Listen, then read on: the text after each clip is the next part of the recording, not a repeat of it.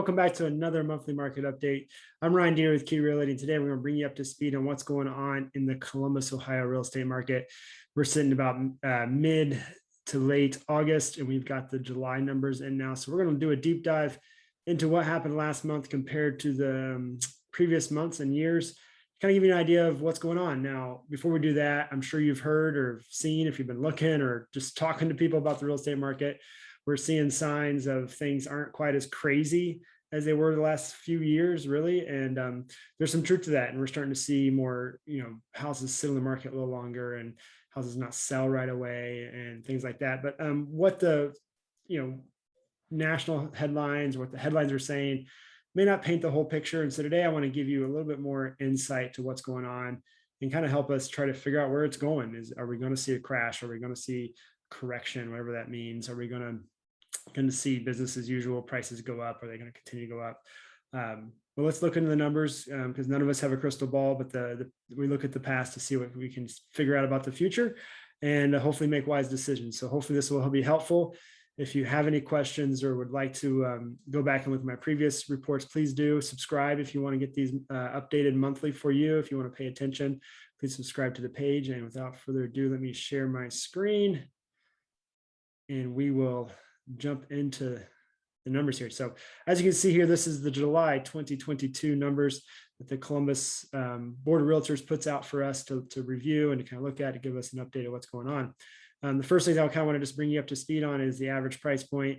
Median price point, we're sitting this month at 346, or so July, just over 300,000 on the median there. So those are kind of numbers that I look at, kind of say, where are we just in the price point on the average? Not, obviously, if you're looking at a certain area, that's what you want to focus on is the area you're looking at. This is the whole Columbus, MLS and all these counties included in that. So pretty much everything that MLS touches, the multiple listing service here. But the things I really want to that jumps out at me is obviously the closed sales is down compared to 2021. And the other thing I'm seeing is interesting is this new listings are really down. Almost 20% listings are actually down. And so what I think what's happening is either people have sold, they took advantage of the last few years and sold their property and made a move, and or people are starting to hear what the news and what the people are, last month, what people started talking about, like maybe now is not the best time to sell your house. People are kind of put that on pause too. So those are two things I want to pay attention to kind of say, okay, what direction is this market going? And the other thing I want to look at is the monthly inventory. So even with, almost 20% less homes in the market, there are, still the inventory jumped 20%. We went from a month to a month 0.2 and supply. And that's basically the absorption rate, where if no new homes came on the market, how long would it take for every house to be sold? Which is kind of crazy to think. It'd take a month and a week or so to make that happen. So that's a big number on where, are we a seller's market or are we a buyer's market? And when this starts to go a little higher, obviously it starts to tip the favor into the seller's market, because basically it means there are more houses to choose from. The supply is higher, whether the demand's lower or not, but either way, the supply is higher, which is going to help buyers have choices. And so those are kind of just some numbers to look at. We're going to dive into some of the previous months here. So something that we saw actually happen is we saw a dip in the average price point from last month. So month over month, this is obviously year over year. So we still saw a 10% appreciation essentially rate in the average appreciation. So if you average both those, about 10%. And so we're seeing still year over year, we're seeing price growth. But month over month, we did see a dip. If you see here, this is June of 2020. The average price point was 354 and the median 315. So we did see a decrease month over month for the first time this year, from what I'm aware. And so we're going to see that in the headlines. You're going to see prices dropped in the headlines. What I want to focus on and kind of go back, what we're seeing is the end of summer market. We're starting to see the summer slowdown that we see every year. And I'm going to scroll down real quick to this little graph that the board puts out for us as well. As you see here, there are yearly trends that happen every year. And what we're seeing now is a normal yearly trend where we see prices go up and then they steady off, level off, and then come back down, and then go back up in the spring, come back down. So as you see here, as we go back all the way to 13, we're seeing that normalcy in the market. Even this, no one looking at 19, 20 into 20, or 18, 19 to 20, you see some normal peaks and some falls, some valleys, and some peaks and so this is a normal trend. As you see all the way to 13, we're obviously a lot higher than we were in 13 as a whole. And so we're seeing some normalcy when the prices kind of take a step backwards. But what we want to focus on is year over year, is okay, where are prices going year over year? And what I tell a lot of my clients looking to buy is that this is actually a great time to buy. If you don't want to deal with the spring craziness and most likely getting multiple offers in the spring, and you having to give a little bit more up when it comes to contingencies as well in the spring, this is a time where a lot of sellers will think their house is worth what it's worth in the spring in August and price it based on spring market, because they have 6 months or 5 to 6 months of data showing what has sold in the area. They price it based on that and not the last year average as well. And so what happens is homes are priced higher than they should be. And buyers know that. Buyers are, what I tell you, buyers are smart. They've looked at 20 houses in the neighborhood. They're not going to overpay something, compared to what else is going on. And so that house sits, and what happens is that seller's like, oh, I really need to sell my house. I got to do something. I price drop it. And that's what we're seeing. We're seeing more price drops. We're seeing houses sit a little longer than they normally do. As on average here, we saw, a bump in a couple of days, which is, significant percentage, but it's only a couple of days and days on market here. So we're seeing that more often. And I, as the conversations I'm having is, the market's not crashing. The market's not, a free fall right now. And so, and I've got a lot of tabs put up here to show you kind of this, to play this out if we want to go that route real quick. But month over month, we're seeing, last month days on market dropped a little bit. Inventory was up 25% as well. So we are seeing that inventory tick up, but we're still at, under 3 months is still significantly a seller's market. And so that's where we want to keep an eye on. Are we seeing trends where we see less homes sold, more homes on the market? So new listings, we saw a dip in new listings last month. We saw a significant dip in new listings this month, almost 20% less. And so even though we're not selling as much, there's not as much coming to the market either, which is going to keep that supply in check somewhat. But, if the sales, in the contracts, less, those start to add up more than the new listings, then that supply may go up, and we may have some opportunities for buyers to actually have a better chance to get into houses. But at the same time, we're still seeing price increases and year over year. So I want to go back to May, as we see here, just to kind of illustrate my point on, kind of the normalcy, what we're seeing here. May we saw is kind of the peak. Spring into June, typically flatline. So just kind of show you here, the average price point to May to June was about the same, a little bit. June peaked actually a little bit more this year than it did compared to the last. So June is kind of where it flatlines, kind of starts to stagger off. But going back to January, we see here, January, the average price point was 290 to 250. Inventory stayed the same, still had low inventory, but not as many homes sold. That was, the news starting to come up. Oh, the homes finally stopped selling as much. But we still saw that, January 2020 to July, that average price point is significantly higher still, even though it's dipping month over month. And then let's see what I got here. Then July 21, I want to pull this up too, so you can kind of see this. Even in 2021, when the market had we had a record year in 2021. Even in 2021, we can see that, average price point was 313, median was 275. And you can see here, June, this is June 2020, May, let's go May 2021. You can see here, 313, going back to May, 315. So we even saw a little bit of a dip in the average price point from May 21 to July 21.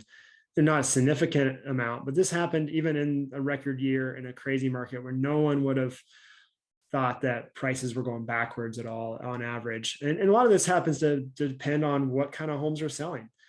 People who have, are able to time the market a little bit better can sell higher priced homes on average in the spring and early summer as well.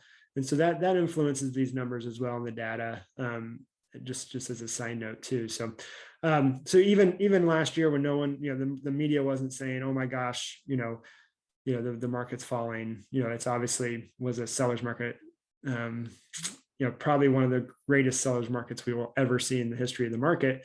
And then partly because so many houses were selling so quick, and you see here, they did have 18% increase in homes sold, and things like that. So let's go back even further, and then go into November. We even see a bigger dip from November 21 to May 21 compared to July. So just wanted to illustrate that.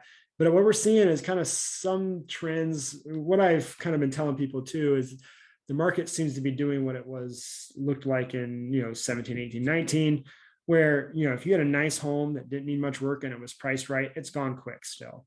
But homes that need a little work, homes that still have maybe aren't the most desirable street in the neighborhood, or need some love, or things like that, or just are overpriced compared to what has sold. And overpriced may mean it's priced the same as it was in the spring, even though the spring market, because the spring market's long and gone. Those buyers are, there's always more buyers in the spring trying to get things settled before the summer and the new year starts.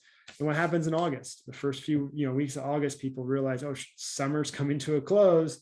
I've got this list of things I want to do this summer, and so I want to make sure I get those in.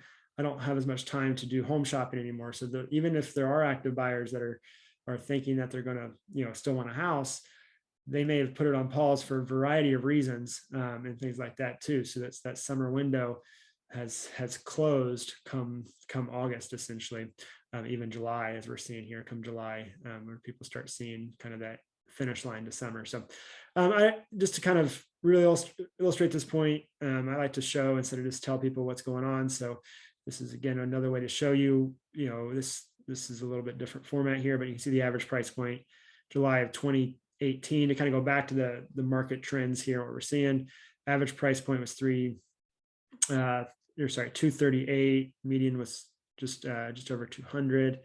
What do I got here? November 2018. You can see those prices have also dropped compared to July to November. And then just December here, we see a drop. We got here in July of 19, we actually still saw a drop as well. And then back to June of 19, we saw that peak again, where it starts to peak. But something I want to go back to, or even illustrate here, is the month supply of inventory. 2018 or June 19, we had 1.8% or 1.8 month supply of inventory. So we actually had more inventory in June of 19 than we do right now. And so that's something I'm paying close attention to. Obviously prices and average price point was lower. So, buyers had a better chance. At the same time, we had more homes available when it came to supply of inventory, a month supply. And basically, with another way of looking at it is absorption rate, how many people are, how many things are closing versus how many are on the market. One last one here, July of 19, just to illustrate that point some more. Let it went up, June 19. July, that go back. Oh yeah, I wanted to see if this is what kind of compared July to June, as we're comparing this month to July to June. You see this is July average price point 251, June is 262. So we saw a dip in obviously the average price point month over month in 2019 as well. So just to really illustrate this point, that this is the normal cycle we're seeing, this, kind of just to paint this picture. So what I would tell people looking at the numbers right now and kind of saying, okay, how do we, is now a good time to buy? Is now, should I wait? Should I wait to sell? Those are all great questions. A lot of it depends on your neighborhood and what the condition of your home. There's a lot of factors to that. What I tell people, it's always best if you can wait till spring to sell your house. Historically, I mean, there's no argument there with the numbers that they show. But at the same time, if you're to buy in the fall, I think there's some opportunities for buyers. And on the flip side, if you're looking to buy a house, if you can buy a house in this down cycle, it most likely is going to come back up. Historically, the last, almost 10 years now, we can see that now. Obviously we have, down cycles, but it's only happened, I think in the history of the real estate market happened twice in the last 60 years, where prices have actually consistently year over year gone down more than 2 years in a row. And that was obviously in the 2008 market. And then I think, I've telling people this, I think in the last 15 years, we have lived through the quickest downturn in the real estate market and maybe the quickest upturn in the real estate market. I think we're going to start seeing some normalization. We're starting to see that come back to what it's been the last 10 years, and see some modest growth like we saw here. But as that price point, the average price point gets higher and higher, that number, because these are growing at percentage, they're not growing at a fixed number. It's growing at a percentage of return. So that's compound interest year over year that you're getting essentially on appreciation. And so as that number gets higher, the longer you sit out, the less, that number accelerates even faster. So those are things to think about as a buyer. The longer you wait, the opportunity cost that may happen, that if you let that number peak in the spring when you buy, you may lose some money, even then you may lose some money month over month. But overall, if you can ride, if you're looking for a place for 30 years, the market's been pretty steady. So that's where you got to figure that out, what's best for you. Obviously, if you have any questions about the numbers, any questions about, is this the right time for you to buy it? It's always an individual, there's so many factors to that, and it's an individual decision.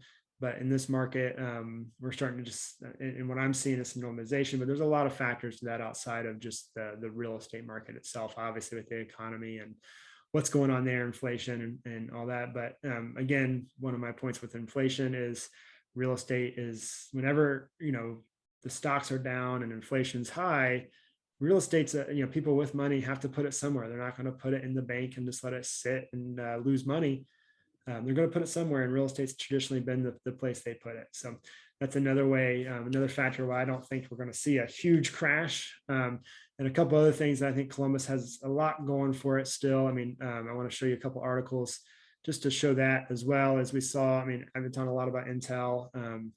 I think people in Columbus are probably getting a little Intel fatigue about hearing about all this, but I think people also don't grasp the gravity that this is going to have on the Columbus market as a whole. The CHIPS Act just passed officially, so they were moving forward with this project even before the CHIPS Act. They're kind of, hoping, kind of planning that it would. At the same time, it really wasn't in place yet, and Intel made the promise before that even got passed. Now that it's passed, they're saying that the total, investment from Intel could be up north of $100 billion, which is just mind blowing to think about. That 20 billion is a lot of money, but 100 billion is, is obviously more than 20 billion, and that's just Intel's investment. So you can see here, obviously, if you research this, another cool thing, you're kind of cool, I guess, if you're in this zip code, but if you're looking to get in the zip code, may not be as cool as you hoped it would be. But the hottest zip code, Worthington, Ohio, got ranked as the number 3 hottest zip code in the country, based on a lot of factors. But the biggest thing is, how many homes are being sold, and how the absorption rate, essentially how fast they go, and things like that. So, there's very few homes that are being turned over because it's such a desirable neighborhood, but also when they are on the market, they go really quick. So those are things to think about. You can see here, we're competing with some fairly, mostly East Coast markets that are growing very rapidly as well. So we're, obviously Columbus is right on the map with some of these big players when it comes to real estate growth.